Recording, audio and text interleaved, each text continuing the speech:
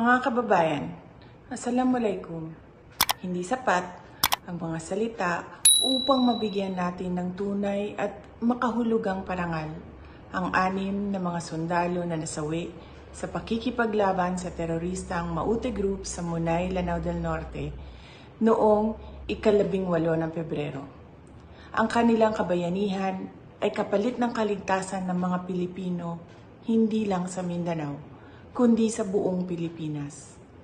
Sa ating pakikiramay sa kanilang mga pamilya ay tandaan sana natin na totoo ang banta ng terorismo at wala itong pinipiling biktima. Tandaan din natin ang panganib ng pangalap ng kabataan sa terorismo.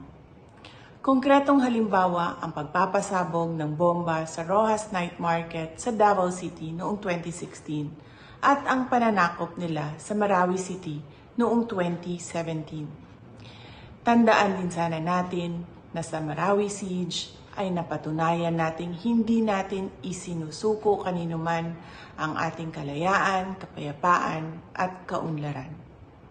Bilang isang Mindanaon, personal para sa akin ang laban na ito. Bilang mga Pilipino, sana ay magkaisa tayo makiramay sa mga naulila at supilin ang kalaban ng bayan. Sumasaludo kami sa inyong mga pumanaw namin na sundalo. Pinakadakila ang magbuwis ng buhay para sa bayan.